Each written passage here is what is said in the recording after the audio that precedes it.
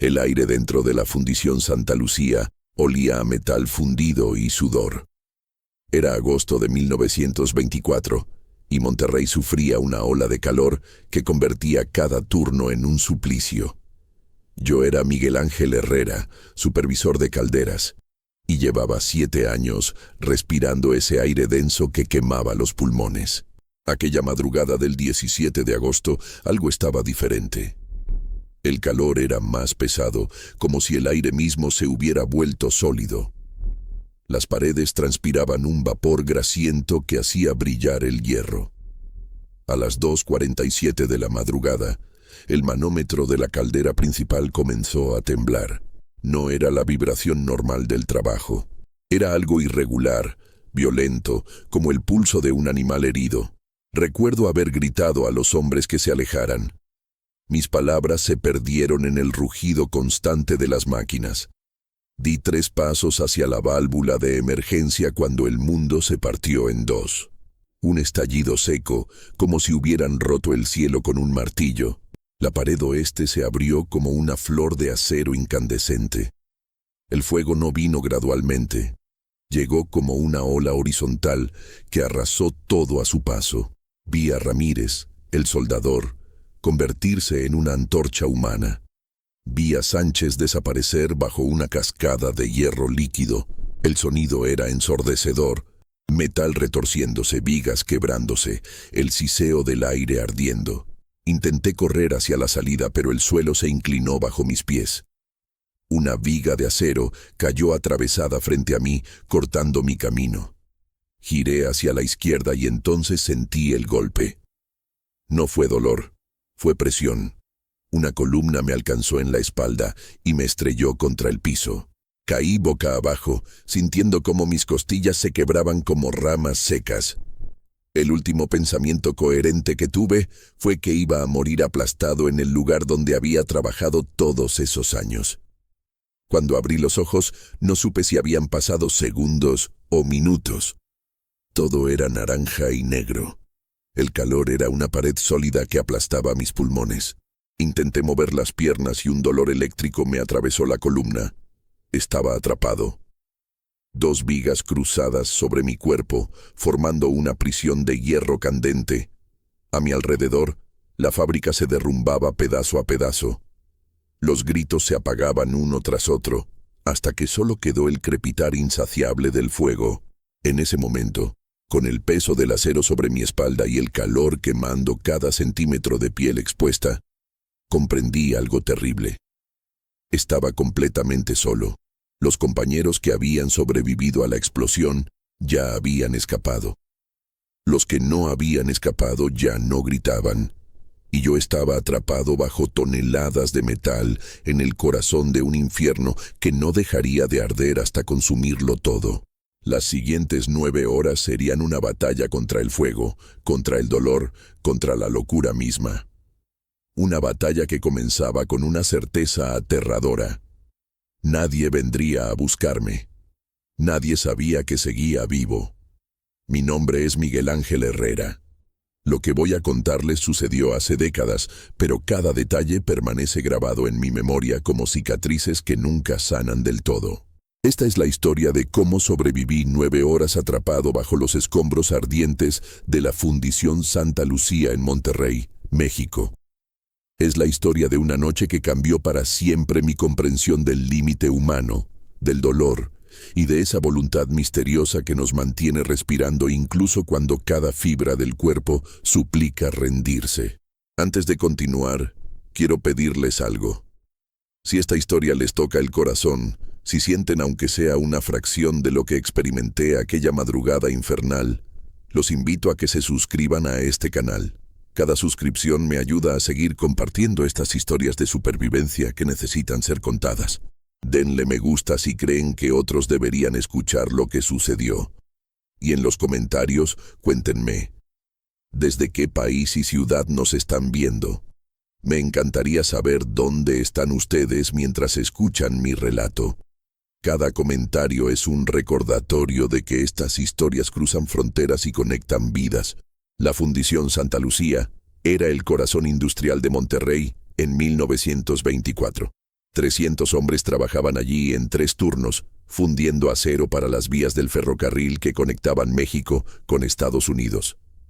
Yo supervisaba las calderas del turno nocturno, el más silencioso pero también el más peligroso.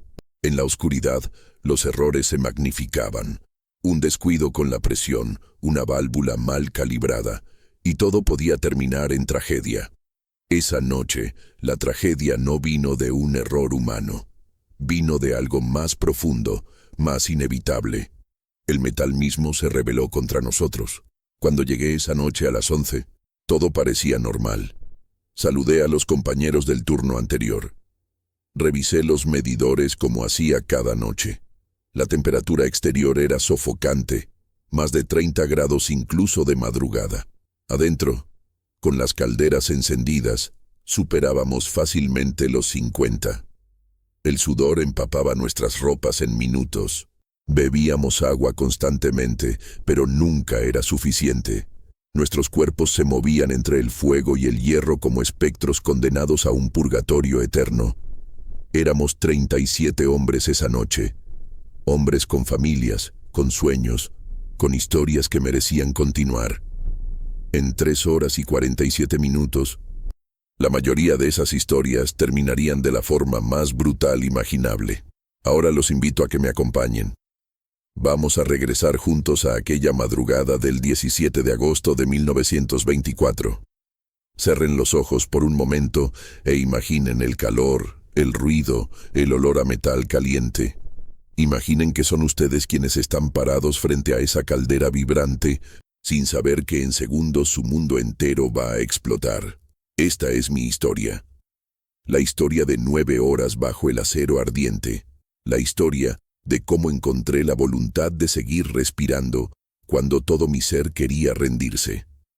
El primer pensamiento coherente que tuve cuando recuperé la conciencia fue que me habían enterrado vivo. La oscuridad era casi total, rota apenas por resplandores naranjas que pulsaban como un corazón enfermo. Intenté incorporarme y el dolor me atravesó con tal violencia que vomité. Pero no había nada en mi estómago. Solo bilis amarga que me quemó la garganta. El aire era denso, casi sólido, cargado de un calor que parecía tener peso. Cada respiración era un esfuerzo consciente. Aspiraba humo, ceniza, vapores químicos que hacían arder mis pulmones. Tardé varios segundos en comprender dónde estaba. Las vigas. Estaba bajo las vigas de la estructura principal, en el sector este de la fundición, donde las calderas gemelas procesaban el hierro para las rieles del ferrocarril. Moví los dedos de las manos. Respondieron, aunque con dificultad. Los pies no. Sentía las piernas. Eso era bueno, pero no podía moverlas ni un centímetro. El pánico comenzó a trepar por mi pecho como un animal salvaje. Respiré profundo, intentando calmarme. Pero el aire abrasador solo empeoró las cosas. Tosí violentamente, sintiendo cómo algo líquido llenaba mi boca. Sangre. Me había mordido la lengua durante la caída, o quizás tenía hemorragia interna. No había forma de saberlo. Extendí la mano derecha lentamente, palpando en la oscuridad. Mis dedos tocaron metal caliente y los retiré de inmediato. La viga que me aprisionaba estaba a centímetros de mi rostro, radiando un calor infernal que hacía hervir el sudor en mi frente. Giré la cabeza hacia la izquierda y pude ver, a través de un hueco entre los escombros, el resplandor del fuego que consumía la sección oeste. Las llamas lamían las paredes como lenguas voraces, trepando por las estructuras de madera que sostenían los techos más altos. El sonido era constante, un rugido grave interrumpido por estallidos cuando explotaban los barriles de aceite o cuando se quebraban las vigas maestras. Escuché un crujido largo y agudo, seguido de un estruendo atronador. Otra sección del techo se había derrumbado. El polvo y la ceniza llenaron el aire, haciéndome toser hasta que sentí que los pulmones se desgarraban. Cerré los ojos con fuerza, intentando no respirar, pero el cuerpo tiene reflejos propios. Aspiré una bocanada de aire envenenado y caí en un ataque de tos que duró eternidades. Cuando finalmente pude respirar de nuevo, aunque de forma superficial y dolorosa, intenté evaluar mi situación con claridad. Las piernas atrapadas bajo una viga transversal. La espalda probablemente fracturada en varios puntos. Costillas rotas, eso era seguro. Cada respiración era un cuchillo entrando y saliendo de mi pecho. La mano izquierda respondía con normalidad, la derecha también, aunque los dedos índice y medio estaban entumecidos. Probablemente rotos. Podía mover el cuello, lo cual significaba que la columna cervical estaba intacta. Eso era algo, pero el resto del cuerpo era un mapa de dolor. No podía determinar dónde terminaba una lesión y comenzaba otra. Todo ardía, todo pulsaba con un dolor sordo y constante que amenazaba con volverme loco. Grité. Fue un grito animal, desesperado, que salió de lo más profundo de mi ser.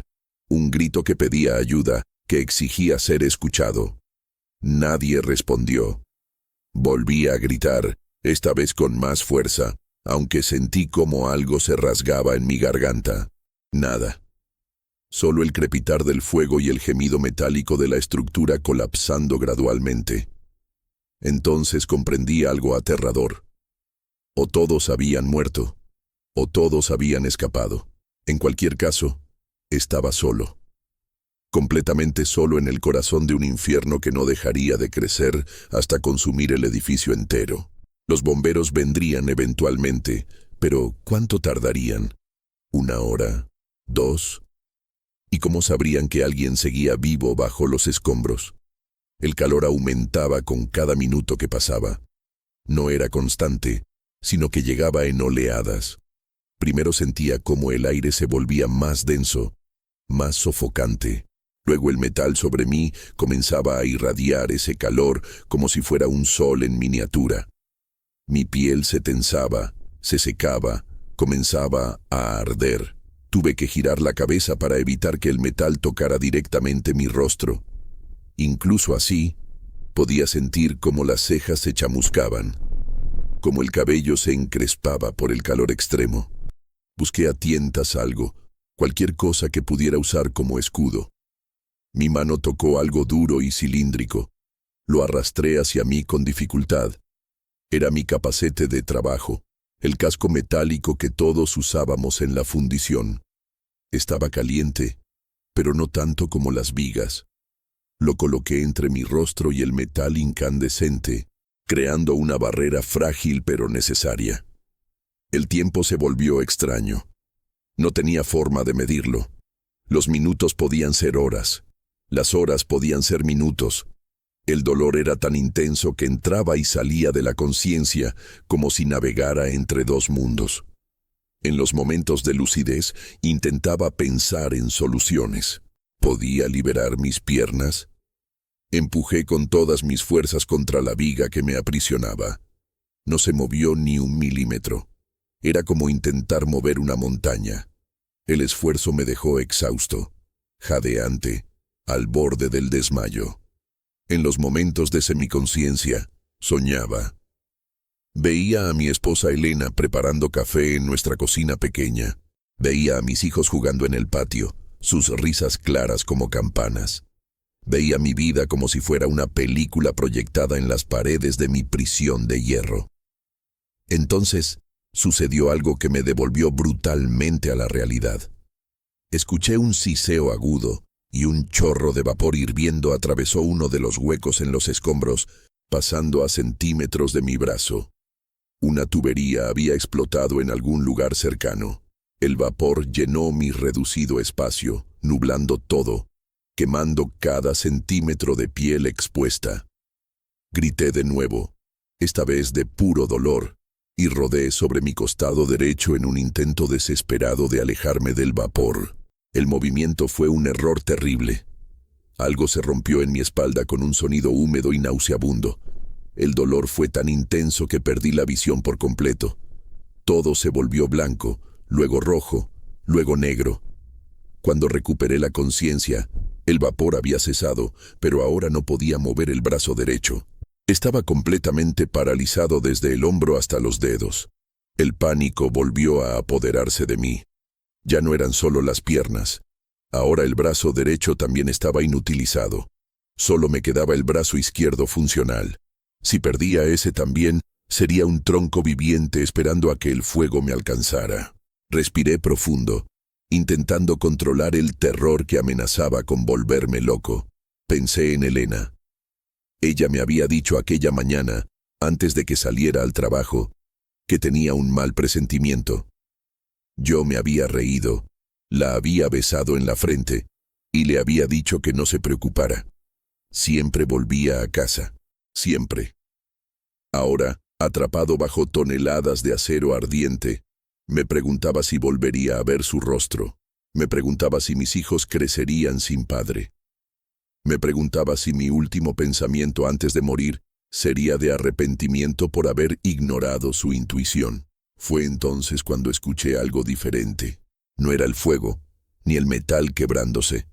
Era un sonido más sutil, más cercano. Un goteo. Agua. En algún lugar muy cerca de mí, el agua goteaba sobre metal caliente, produciendo ese siseo característico. Giré la cabeza con dificultad, intentando localizar el origen del sonido. Allí, a unos 2 metros de distancia, apenas visible en la penumbra iluminada por el fuego, una tubería rota dejaba escapar un hilillo de agua. No era mucho, apenas un goteo constante que se evaporaba casi de inmediato al tocar las superficies calientes. Pero era agua. Era vida. Con mi brazo izquierdo, el único funcional, comencé a arrastrarme. Cada centímetro era una agonía. Las piernas atrapadas actuaban como un ancla que me mantenía en su lugar. Pero tenía que intentarlo. Ese agua representaba la diferencia entre morir de sed en las próximas horas o ganar tiempo suficiente para que llegara el rescate. Si es que el rescate llegaba. Alcanzar esos 2 metros de distancia me tomó casi 1 hora. Cada movimiento era una negociación con el dolor. Empujaba con el brazo izquierdo contra el suelo cubierto de escombros, intentando arrastrar mi cuerpo hacia adelante. Las piernas atrapadas se resistían, enviando oleadas de agonía que me hacían ver estrellas. El sudor corría por mi rostro en ríos, mezclándose con sangre seca y ceniza. Mis dedos buscaban grietas en el suelo de concreto, cualquier irregularidad que me diera apoyo para impulsarme. Avanzaba centímetros, descansaba jadeando, volvía a intentarlo. El sonido del agua goteando se convirtió en mi faro, en la única cosa real, en un mundo que se desmoronaba literal y metafóricamente a mi alrededor. Cuando finalmente llegué lo suficientemente cerca, extendí la mano con desesperación. El agua caía sobre una placa de metal inclinada antes de evaporarse. Coloqué la palma bajo el goteo y sentí las gotas tocando mi piel abrasada. Eran tibias, casi calientes, pero seguían siendo agua. Acumulé suficiente en la palma para llevarla a mis labios. El sabor era metálico, contaminado con óxido y productos químicos, pero fue la sensación más gloriosa que había experimentado jamás. Mi garganta, seca como pergamino, absorbió cada gota con avidez. Repetí el proceso una y otra vez, consciente de que estaba perdiendo más líquido por el sudor del que ganaba bebiendo, pero sin importarme. Era un acto de supervivencia, de resistencia, de negación absoluta a rendirme. Entre sorbo y sorbo, evaluaba mi situación con mayor claridad. El fuego no había alcanzado mi sector todavía, pero era cuestión de tiempo. Podía ver cómo las llamas trepaban por las vigas del techo en la distancia, consumiendo todo a su paso. El humo se había vuelto más denso, una niebla negra que raspaba la garganta y los pulmones. Cada respiración era dolorosa, no solo por las costillas rotas, sino por el veneno que llenaba el aire. Había visto hombres morir por inhalación de humo en incendios anteriores. Sabía que el monóxido de carbono podía matarte sin que te dieras cuenta, adormeciendo tu mente hasta que simplemente dejaras de luchar. No podía permitir que eso me sucediera. Arranqué un pedazo de tela de mi camisa y lo empapé con el agua que caía. Lo até alrededor de mi nariz y boca, creando un filtro improvisado. Era rudimentario, pero cualquier cosa que redujera la cantidad de humo que inhalaba era bienvenida. El calor continuaba intensificándose. Las vigas que me aprisionaban ahora irradiaban tanto que podía ver su resplandor rojizo en la oscuridad. Toqué el metal con el dorso de la mano y lo retiré instantáneamente. Estaba lo suficientemente caliente como para quemar la carne en segundos. Si esas vigas se calentaban más, comenzarían a cocinarme vivo desde arriba. Necesitaba crear algún tipo de barrera. Miré a mi alrededor desesperadamente, buscando algo, cualquier cosa. Mis ojos se posaron en un barril volcado a unos 3 metros de distancia.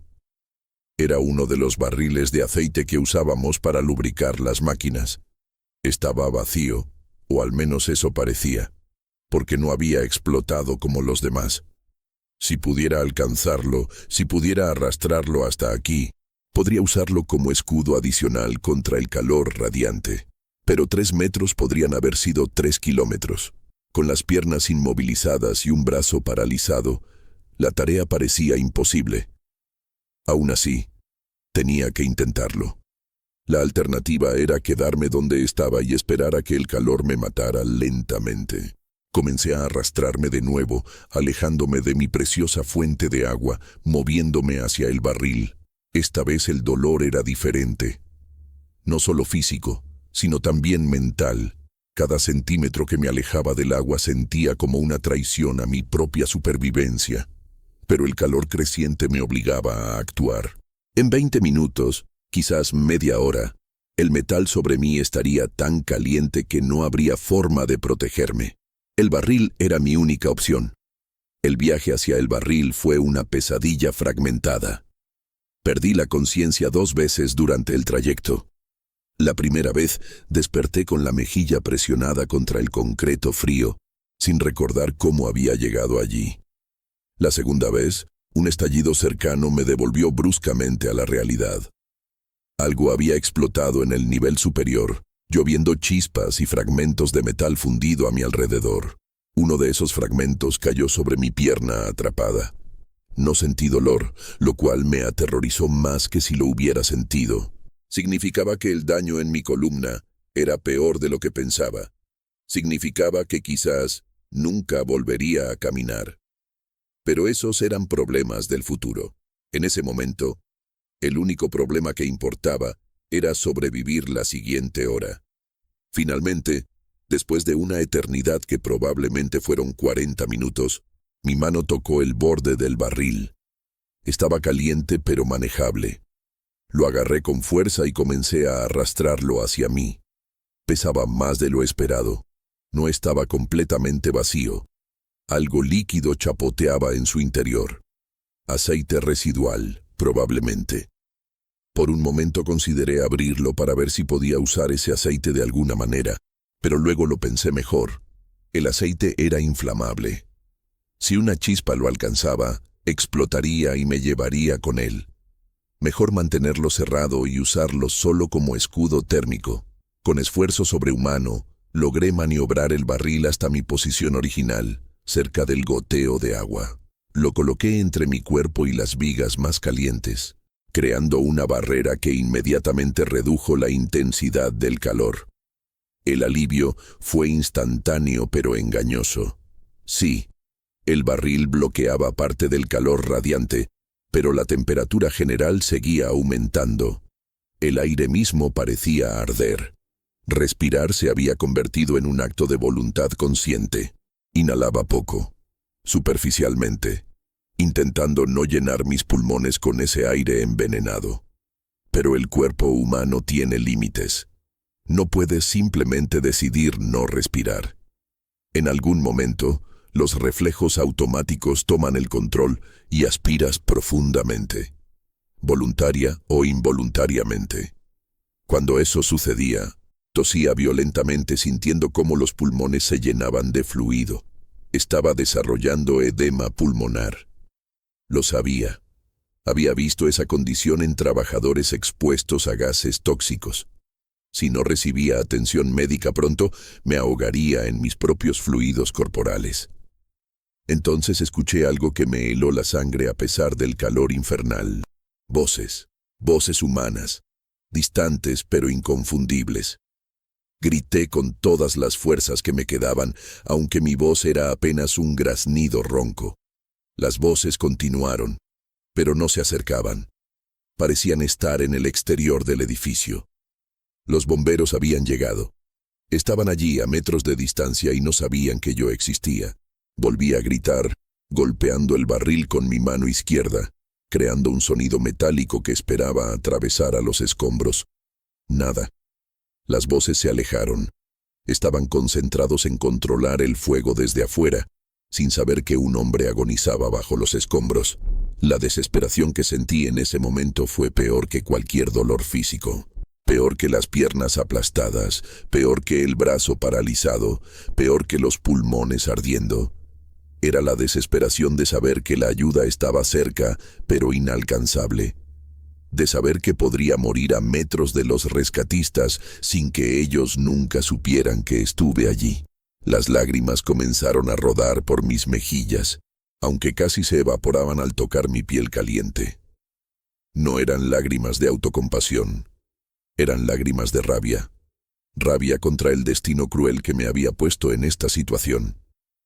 Rabia contra el metal que me aprisionaba. Rabia contra mi propia debilidad por no poder liberarme. Golpeé el suelo con mi puño una y otra vez hasta que los nudillos sangraron, canalizando toda esa furia en un gesto inútil pero necesario. Cuando la rabia finalmente se agotó, quedó algo más frío, más calculado. Una determinación férrea que venía de algún lugar profundo de mi ser. No iba a morir aquí. No de esta manera.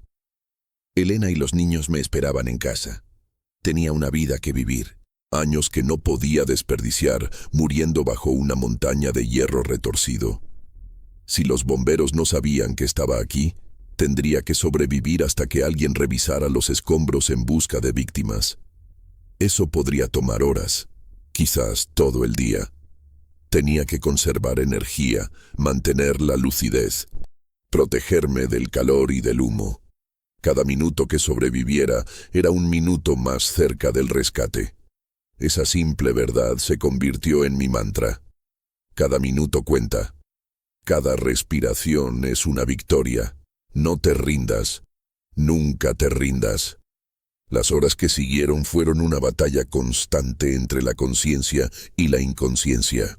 Mi mente vagaba entre el presente agonizante y recuerdos fragmentados que surgían sin orden ni sentido. Veía a mi padre enseñándome a trabajar el hierro cuando tenía 12 años. Sentía el olor del taller de herrería donde aprendí el oficio que eventualmente me trajo a esta fundición maldita. Recordaba el día que conocí a Elena en la plaza principal, cómo sus ojos brillaron cuando le hablé por primera vez. Luego, bruscamente, volvía al presente. El calor, el dolor, el goteo constante del agua que se había convertido en el ritmo de mi existencia. Gota, respira, gota, resiste, gota, sobrevive. El fuego había cambiado su naturaleza. Ya no era el rugido violento de la explosión inicial. Ahora era un enemigo más paciente, más metódico. Las llamas se arrastraban por las estructuras como serpientes incandescentes, consumiendo cada centímetro de material combustible que encontraban. El humo se había estratificado en capas. Cerca del suelo, donde yo estaba, el aire era relativamente respirable, aunque seguía cargado de sustancias tóxicas. Más arriba, una cortina negra y densa bloqueaba toda visibilidad. Había aprendido a mantener mi rostro lo más bajo posible, aspirando ese aire menos contaminado, aunque cada respiración seguía siendo un acto doloroso que hacía crujir mis costillas fracturadas. Fue durante uno de esos momentos de semiconciencia cuando escuché el primer crujido ominoso. No venía de lejos, como los colapsos anteriores, sino de directamente sobre mí. La estructura que me aprisionaba Se estaba debilitando por el calor extremo. El acero, aunque increíblemente fuerte a temperatura normal, pierde integridad estructural cuando alcanza ciertas temperaturas. Yo lo sabía mejor que nadie. Había pasado 7 años trabajando con metal fundido. Conocía sus propiedades, sus límites, sus puntos de quiebre, y ahora ese conocimiento se volvía contra mí de la forma más cruel. Las vigas sobre mi cuerpo estaban alcanzando su punto crítico. Pronto comenzarían a doblarse, a ceder. Cuando eso sucediera, podrían aplastarme completamente o, con suerte, cambiar de posición de una manera que me liberara. La espera era insoportable. Cada nuevo crujido me hacía tensar el cuerpo en anticipación. Cada gemido metálico podría ser el último sonido que escuchara antes de que toneladas de acero cayeran sobre mí. Cerré los ojos y recé. No era un hombre particularmente religioso. Iba a misa los domingos porque Elena insistía, pero nunca había sentido una conexión profunda con Dios. Ahora, atrapado entre la vida y la muerte, las oraciones brotaban de mis labios sin pensarlo. Padre nuestro que estás en los cielos, Dios te salve María, llena eres de gracia. Las palabras se mezclaban, se repetían, se volvían un murmullo constante que me mantenía anclado a la realidad. Si iba a morir, al menos moriría con el nombre de Dios en los labios. Eso le daría consuelo a Elena. Entonces sucedió. Un estruendo ensordecedor directamente sobre mí. La viga principal cedió. Sentí el peso aumentar instantáneamente sobre mi espalda.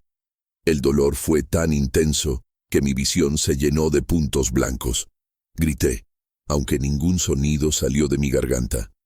Mi cuerpo entero se convulsionó bajo el impacto.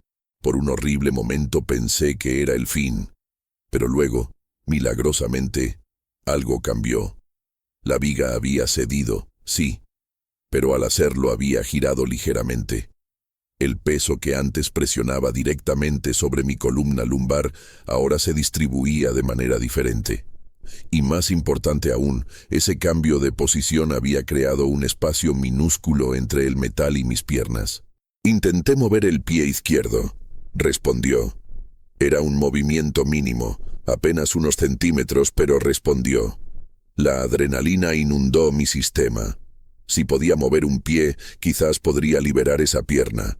Si liberaba una pierna, tendría más fuerza para intentar liberar la otra. No sería fácil.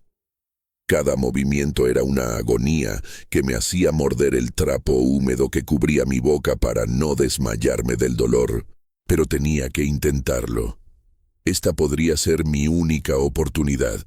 Doblé la rodilla lentamente, sintiendo cómo los músculos protestaban después de horas de inmovilidad. La pierna se movió unos centímetros hacia mi cuerpo. El borde de la viga raspó mi piel a través del pantalón desgarrado, abriendo un corte largo desde la pantorrilla hasta el muslo. Sentí la sangre caliente correr por mi pierna, pero no me detuve. El dolor físico era secundario comparado con la posibilidad de libertad. Tiré con más fuerza, usando mi brazo izquierdo como apoyo. La pierna se deslizó otro centímetro, luego otro. Los dedos del pie rozaron el borde de la viga, casi libre. Un último tirón, reuniendo cada gramo de fuerza que me quedaba, y de repente mi pierna izquierda estaba libre. Completamente libre.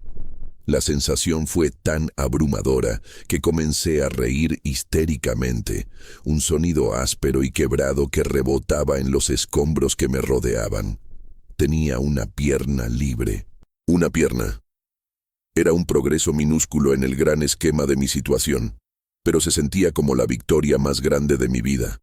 Flexioné los dedos del pie, doblé la rodilla, estiré la pierna. Todo funcionaba. Dolorido, sí. Probablemente con músculos desgarrados y huesos fracturados, pero funcional. La pierna derecha era otra historia. Estaba más profundamente atrapada, en un ángulo más complicado. Cuando intenté moverla, el dolor fue tan atroz que por un momento pensé que perdería el conocimiento. Algo estaba definitivamente roto allí. Quizás el fémur, quizás la tibia, posiblemente ambos. Cada intento de moverla enviaba oleadas de agonía que subían por mi columna hasta explotar en mi cerebro. Después de varios intentos fallidos, tuve que aceptar la realidad. No podría liberar esa pierna por mí mismo. Necesitaba ayuda externa. Necesitaba que alguien levantara esa viga. Pero con una pierna libre, al menos tenía más movilidad. Podía cambiar de posición, aliviar la presión en ciertas partes de mi cuerpo. Era una mejora significativa sobre la inmovilidad total de las últimas horas. Usé mi nueva libertad limitada para explorar mejor mi entorno inmediato. Con la pierna izquierda, podía empujar escombros pequeños, crear más espacio a mi alrededor. Encontré más trozos de tela que empapé en el agua goteante y usé para cubrir las áreas expuestas de mi piel. El calor radiante estaba quemando cada centímetro que dejaba descubierto. Mi cara estaba en carne viva. Mis manos parecían garras rojas e hinchadas. Mi espalda sentía como si la hubieran sumergido en aceite hirviendo. Los paños mojados proporcionaban un alivio mínimo pero crucial. También encontré un trozo de metal curvado que podía usar como herramienta. No sabía exactamente para qué, pero en mi situación cualquier objeto podía ser potencialmente útil. El tiempo seguía siendo un concepto abstracto. ¿Cuántas horas habían pasado? ¿3? ¿4?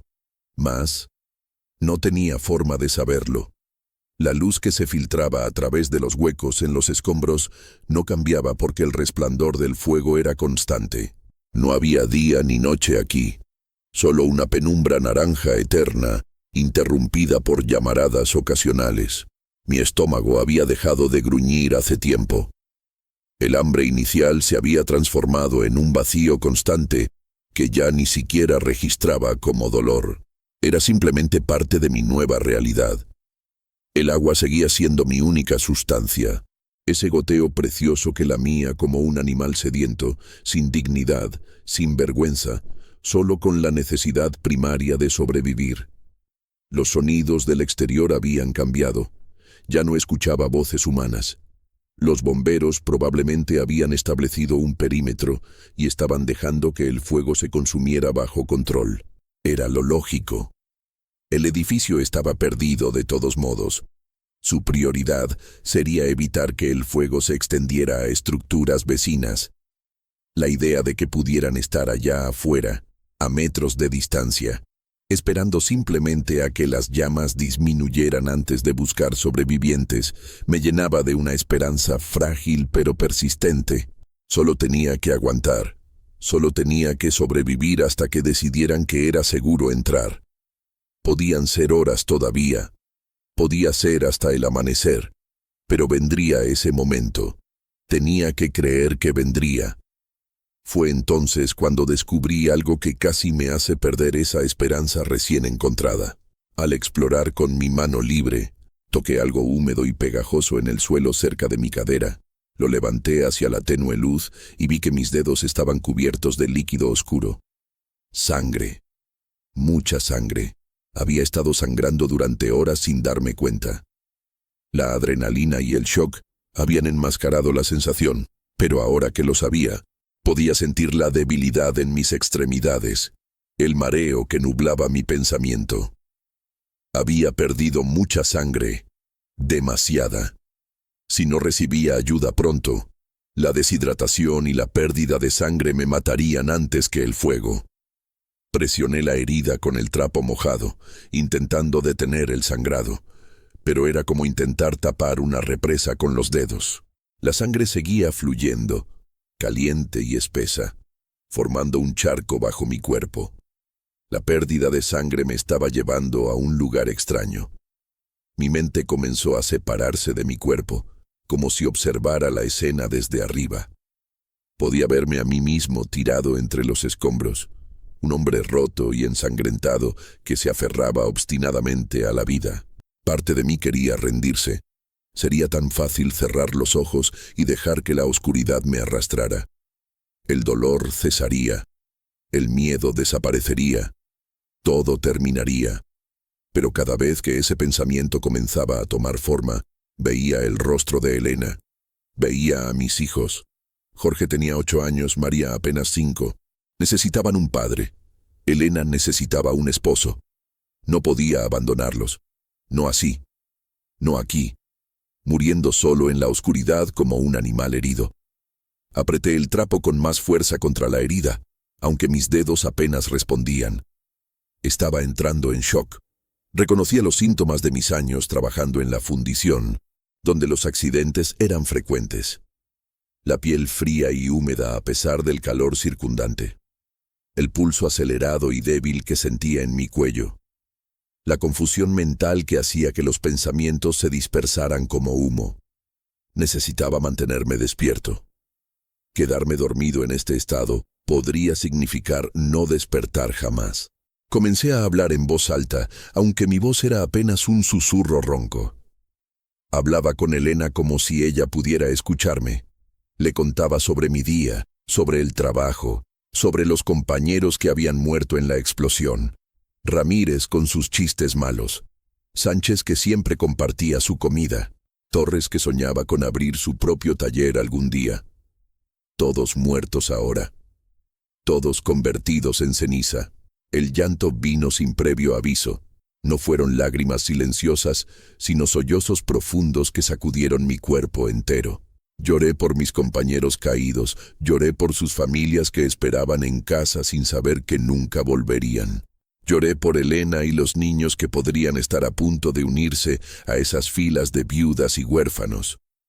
Lloré por mí mismo, por el dolor insoportable, por el miedo que me carcomía las entrañas, por la injusticia de estar tan cerca de la ayuda y tan lejos al mismo tiempo. El llanto fue catártico pero también agotador.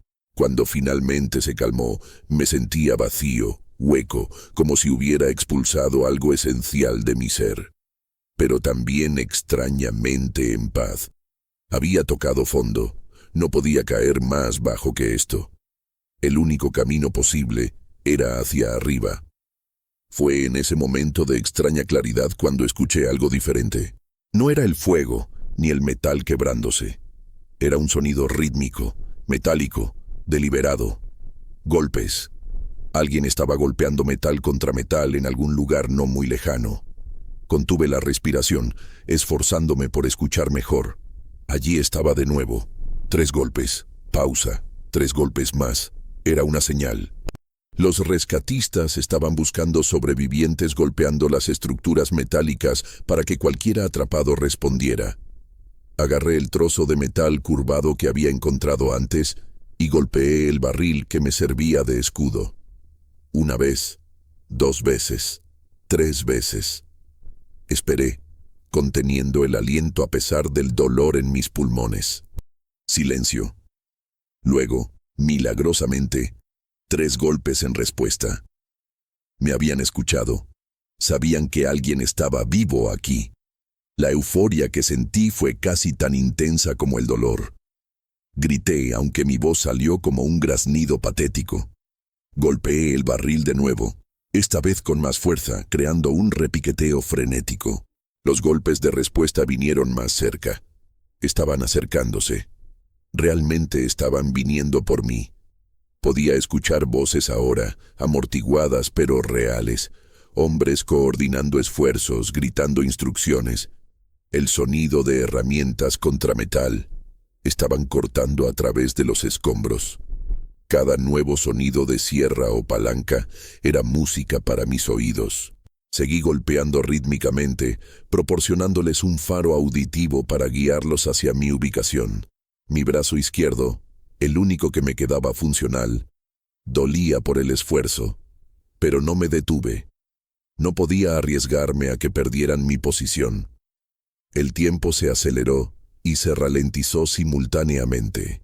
Cada segundo parecía una eternidad, pero los minutos volaban. Los sonidos se acercaban gradualmente, pero con una lentitud frustrante. Tenían que proceder con cuidado. Una pieza removida incorrectamente y toda la estructura inestable podría colapsar, matándome y posiblemente a ellos también. Yo lo entendía racionalmente, pero emocionalmente quería gritarles que se apuraran, que me estaba desangrando, que no sabía cuánto tiempo más podría mantenerme consciente. De hecho, la conciencia se había convertido en algo cada vez más difícil de mantener. Mi mente vagaba, se desviaba hacia lugares extraños. Veía rostros en las sombras. Escuchaba música que no existía. El delirio causado por la pérdida de sangre me estaba arrastrando hacia su abrazo oscuro. Entonces una voz atravesó la neblina de mi confusión. Una voz real, clara, cercana. «Hay alguien ahí. Responde si puedes escucharme». Era la voz más hermosa que había escuchado jamás. Intenté responder, pero solo salió un gemido ininteligible. Golpeé el barril con las últimas fuerzas que me quedaban. Lo escuché. «Está justo aquí». La voz estaba a metros de distancia ahora, quizás solo 1 o 2. «Aguanta, amigo. Vamos a sacarte. Solo aguanta un poco más». Quería decirle que me estaba desangrando, que tenía que apurarse, pero las palabras no venían. Mi lengua se sentía hinchada, inútil en mi boca. Solo podía esperar y rezar que llegaran a tiempo. El sonido de sierra mecánica llenó el aire. Estaban cortando a través de una viga cerca de mí. Chispas llovieron en mi dirección, algunas cayendo sobre mi piel expuesta, quemando nuevas marcas en mi carne ya torturada. No me importó. Cada chispa significaba progreso. Cada corte los acercaba a mí. La sierra se detuvo. Escuché el gruñido colectivo de múltiples hombres levantando algo pesado. Una viga se movió, dejando entrar un rayo de luz que me cegó temporalmente. Había estado en penumbra durante tanto tiempo que incluso esa luz filtrada por humo era demasiado brillante. Cerré los ojos con fuerza, lágrimas rodando por mis mejillas. Lágrimas de alivio esta vez, no de dolor o desesperación. «Lo veo. Está aquí». Una linterna iluminó mi rostro. «Dios mío, está vivo». «Oye, amigo, ¿me escuchas? Vamos a sacarte de ahí, pero necesito que me digas dónde estás herido». Intenté hablar. Intenté explicarle sobre mis piernas, mi brazo, la hemorragia. Lo que salió fue un balbuceo incoherente. «Está en shock. Necesitamos un médico aquí, ahora». El bombero extendió su brazo a través del hueco que habían creado. Su mano, cubierta con un guante grueso, tocó mi hombro. Fue el primer contacto humano en horas interminables. Me aferré a esa mano como un hombre ahogándose se aferra a un salvavidas. «Tranquilo, hermano. Te tenemos. No vas a morir hoy. Te lo prometo». Querría creerle. Con cada fibra de mi ser quería creer esa promesa. Pero mi cuerpo estaba fallando. Podía sentirlo apagándose sistema por sistema. El shock hipovolémico estaba en sus etapas finales. Mi presión arterial había caído a niveles peligrosos. Los órganos vitales no recibían suficiente oxígeno. Era enfermero antes de ser fundidor. Había visto hombres morir de trauma así. Conocía los signos. Estaba en la ventana crítica entre la vida y la muerte, y esa ventana se cerraba rápidamente. «Tiene una hemorragia masiva. Necesito un torniquete, ya». El bombero desgarró su propia camisa, formando tiras que usó para atar mi pierna herida. La presión fue agonizante pero necesaria. «Esto va a doler, perdón». Apretó el torniquete con fuerza. Vi estrellas. El mundo se inclinó. Me estaba yendo. «Oye, quédate conmigo. ¿Cómo te llamas?» Su voz era urgente, demandante. «Miguel». Logré susurrar. «Miguel Herrera». «Bien, Miguel. Soy Carlos. Voy a sacarte de aquí, pero necesito que pelees. ¿Tienes familia?» Asentí débilmente. «Piensa en ellos. Aférrate a eso. Ellos te están esperando en casa».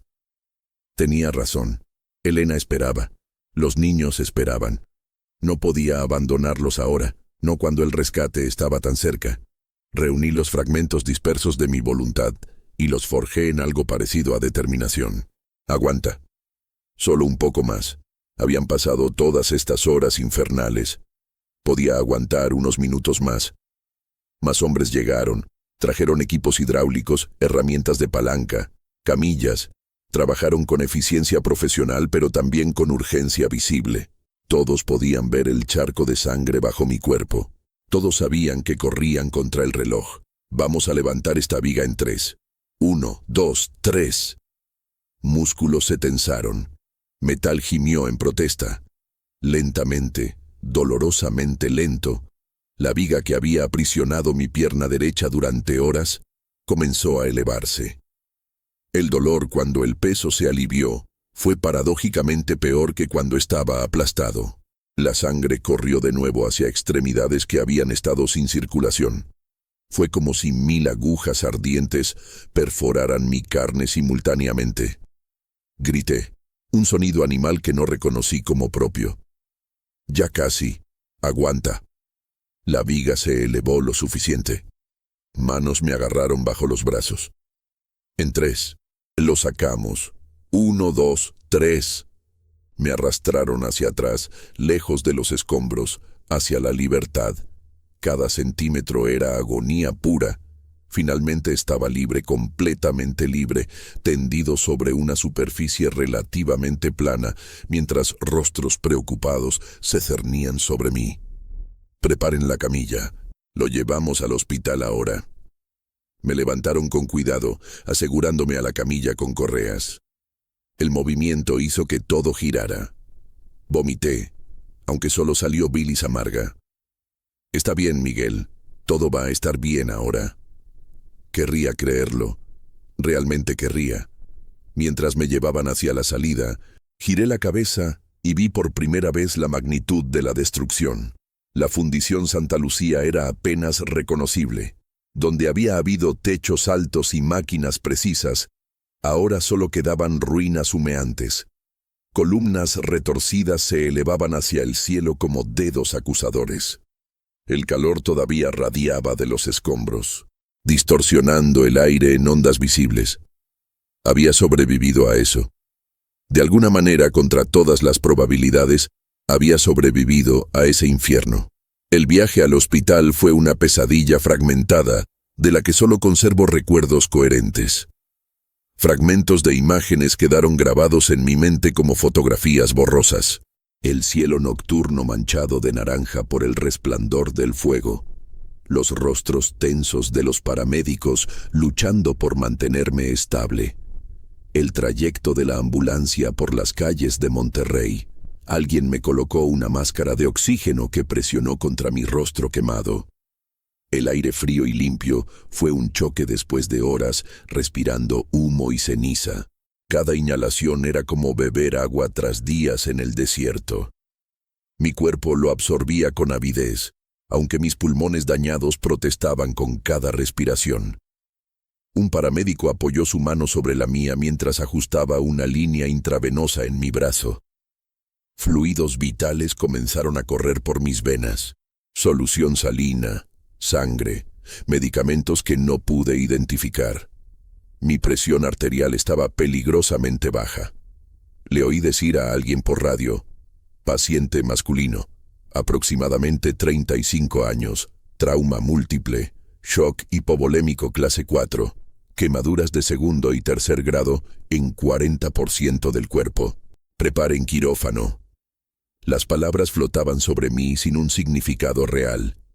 Solo podía concentrarme en respirar, en mantener los ojos abiertos y no pensar en aquella delgada cuerda que me mantenía conectado a la vida. ¿Familia?, preguntó alguien. Esposa, logré murmurar. Elena, calle Morelos 247. Alguien irá a buscarla. Estará en el hospital cuando despiertes. Si despiertas, pensé, pero no lo dije en voz alta. Las probabilidades no estaban a mi favor. Había perdido demasiada sangre, sufrido demasiado daño. Mi cuerpo había sido llevado más allá de sus límites naturales. Pero había resistido tanto. Había sobrevivido 9 horas bajo los escombros ardientes. No podía rendirme ahora. Elena me esperaba. Los niños me esperaban. Tenía que luchar un poco más, solo un poco más, hasta que los médicos pudieran hacer su trabajo. El hospital apareció como una visión borrosa de luces brillantes y paredes blancas. Me sacaron de la ambulancia a toda prisa, rodando la camilla por pasillos que olían a antiséptico y enfermedad. Rostros desconocidos se inclinaban sobre mí, hablaban en jerga médica que no intenté comprender. Alguien cortó lo que quedaba de mi ropa. Manos palpaban mi cuerpo, buscando lesiones, evaluando daños. Cada toque era un punto de dolor, pero ya el dolor era parte de mí, tan familiar que quizá no lo distinguía de mi propia existencia. Llévenlo a cirugía, ahora.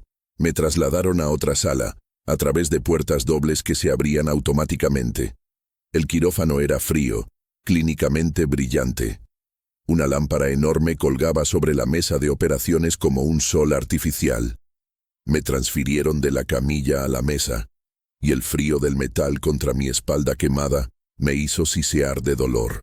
Un rostro apareció sobre mí, cubierto con gorro y mascarilla quirúrgica. Solo podía ver los ojos, pero eran amables, profesionales.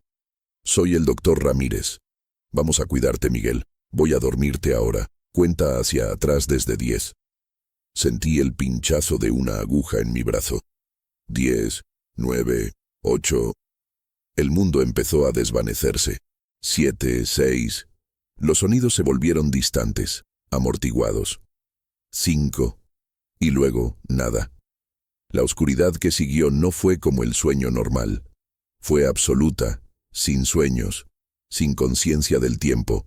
Un vacío total del que emergí lentamente, dolorosamente, como si me arrastrara desde el fondo de un océano negro. Primero vinieron los sonidos, el pitido constante de los monitores, el murmullo de voces lejanas, los pasos amortiguados sobre pisos de linóleo. Luego las sensaciones, dolor, presente pero distante, como si mi cuerpo estuviera envuelto en algodón. Peso sobre mi pecho, tensión en mis extremidades. Y finalmente, luz filtrándose por mis párpados cerrados. Abrí los ojos con dificultad, como si tuvieran pesas atadas. Todo estaba borroso al principio, formas indefinidas que poco a poco se solidificaron en objetos reconocibles. Un techo blanco, una lámpara fluorescente, un monitor cardíaco parpadeando con su ritmo verde constante. Giré la cabeza, un movimiento que requirió un esfuerzo considerable, y vi tubos por todas partes. En mi nariz, en mis brazos y probablemente en lugares que no podía ver. Mi cuerpo estaba conectado a una red de máquinas que zumbaban y parpadeaban, manteniéndome vivo con su vigilancia electrónica. Y entonces la vi. Elena estaba sentada en una silla junto a mi cama, la cabeza inclinada hacia adelante en un sueño incómodo. Incluso así, con el rostro marcado por la preocupación y el cansancio, era la visión más hermosa que había visto. Intenté llamarla, pero mi garganta era un desierto áspero. Lo único que salió fue un graznido, pero bastó. Sus ojos se abrieron de inmediato y, al verme despierto, su rostro se transformó. Lágrimas comenzaron a rodar por sus mejillas mientras se levantaba de un salto, tomando mi mano con ambas suyas. Miguel, ay Miguel. Su voz se quebró en un sollozo. Pensé que te había perdido. Cuando vinieron a decirme lo que había pasado, pensé, no pudo continuar. No hacía falta. Apreté su mano con la poca fuerza que tenía. Estoy aquí, susurré. Estoy vivo. Las palabras eran simples, pero contenían todo el peso de lo vivido. Las 9 horas bajo los escombros, la lucha contra el fuego y el dolor, los momentos en que estuve seguro de que moriría. Todo conducía a este instante. Estar aquí, vivo, sosteniendo la mano de mi esposa. El mismo médico apareció en la habitación, ahora sin mascarilla. Era un hombre de unos 50 años, con canas en las sienes y una expresión seria pero compasiva. Señor Herrera, bienvenido de vuelta. Estuvo inconsciente durante 36 horas. Tuvimos que operarlo 3 veces para estabilizarlo. Hubo momentos en que no estábamos seguros de que sobreviviría. Hizo una pausa para dejar que asimilara la información. Pero lo hizo. Es uno de los hombres más resistentes que he visto en mi carrera. ¿Los demás? Logré preguntar. aunque ya conocía la respuesta por los rostros sombríos. El médico bajó la mirada. De los 37 hombres que estaban en su turno, solo sobrevivieron 3. Usted y 2 compañeros que lograron escapar justo después de la explosión. Los otros... No fue necesario que terminara. 34 hombres muertos, 34 familias destruidas, 34 funerales. La culpa del sobreviviente me golpeó como una ola. ¿Por qué yo?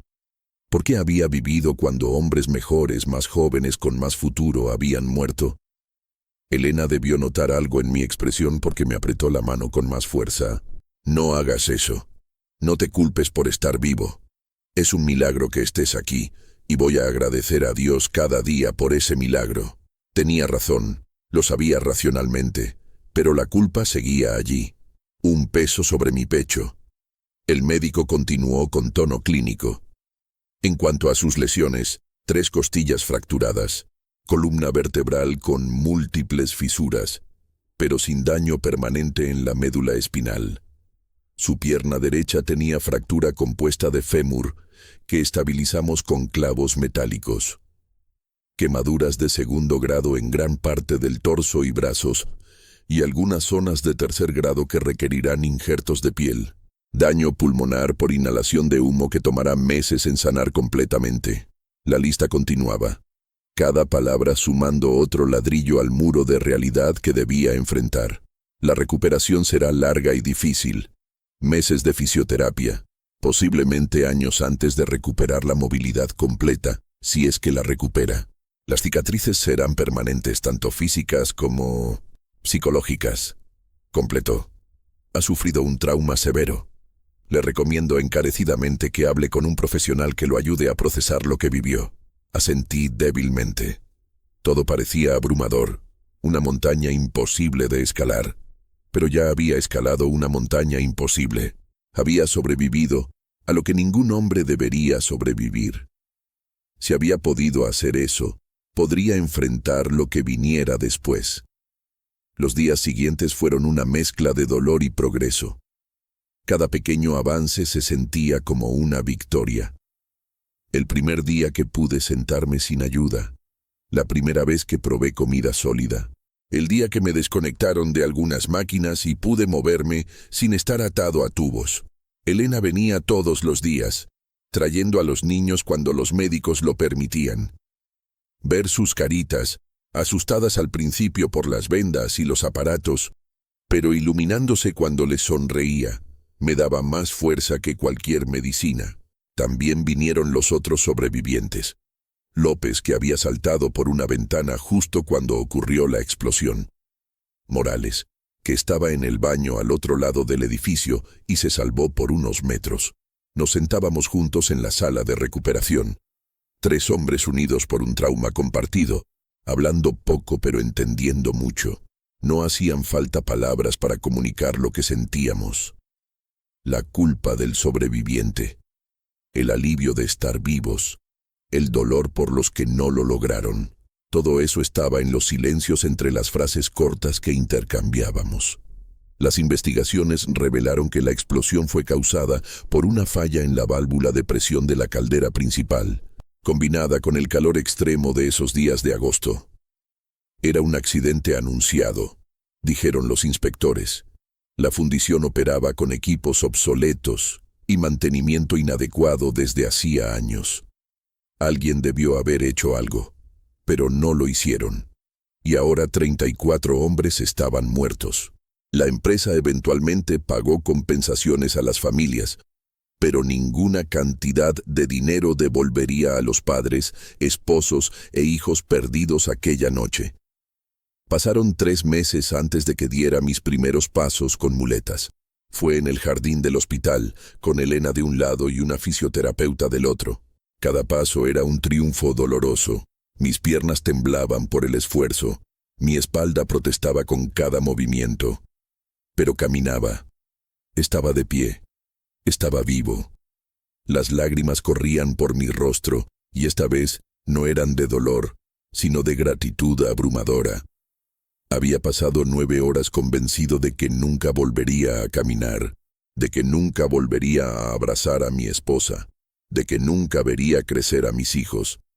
Y allí estaba, desafiando todas esas certezas terribles. Han pasado décadas desde aquella noche del 17 de agosto de 1924. Cuando miro atrás, me cuesta creer que aquel hombre atrapado bajo los escombros fui yo. Las cicatrices en mi cuerpo son recordatorios constantes, pero el tiempo ha sido generoso conmigo, transformando el trauma en sabiduría y el dolor en gratitud. De los 37 hombres que trabajaban en la Fundición Santa Lucía aquella noche, sobrevivimos gracias al heroísmo de nuestros compañeros y a la rapidez de los rescatistas. Cuando las primeras llamas comenzaron a subir, los hombres que lograron escapar no huyeron simplemente, sino que regresaron una y otra vez, arrastrándose entre el fuego y el humo para sacar a cada atrapado. Ramírez, aquel que en mi delirio vi envuelto en llamas, logró rodar sobre sí mismo y apagarlas. Sánchez escapó de la cascada de hierro fundido por centímetros. Torres, que soñaba con su propio taller, lo abrió 5 años después y hoy dirige la herrería más próspera de Monterrey. Mi recuperación fue larga, pero completa. Los médicos la llamaron un milagro, pero yo sabía la verdad. Fue el amor de Elena, la paciencia de mis hijos y la determinación que nació en aquellas 9 horas bajo el acero. Volví a caminar sin muletas después de 1 año. Volví a trabajar, esta vez como inspector de seguridad industrial, dedicando mi vida a asegurar que ningún trabajador volviera a sufrir lo que nosotros sufrimos. Las leyes de seguridad que ayudé a implementar salvaron innumerables vidas en las décadas siguientes. La fundición fue reconstruida con los más altos estándares de seguridad, convirtiéndose en modelo para otras industrias. Todos mis compañeros retomaron sus vidas, sanaron sus heridas físicas y emocionales, y construyeron futuros dignos. Nos reunimos cada año el 17 de agosto, no para olvidar lo que casi perdimos, sino para celebrar lo que ganamos. Una segunda oportunidad, una profunda apreciación por la vida y una hermandad forjada en el fuego que ningún tiempo puede romper. Tengo 92 años ahora, rodeado de hijos, nietos y bisnietos. Elena sigue a mi lado, con su cabello plateado y esa sonrisa que me salvó en mis horas más oscuras. Cada amanecer que veo es un regalo que no doy por sentado. Cada abrazo, cada risa compartida, cada momento ordinario es extraordinario porque sé lo fácil que es perderlo todo. Si hay una lección de aquella noche terrible, es que la esperanza nunca debe morir, y que los seres humanos son capaces de una resistencia increíble cuando tienen razones para luchar.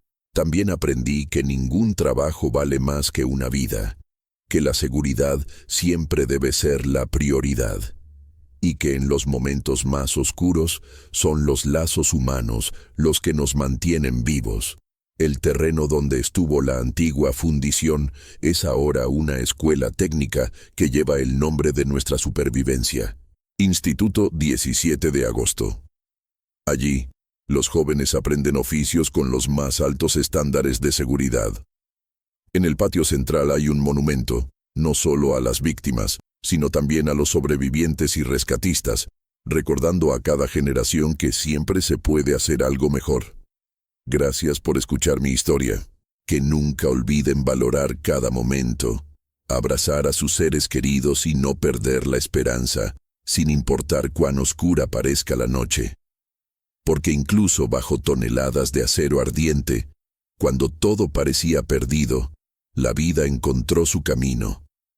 Y qué hermoso camino fue.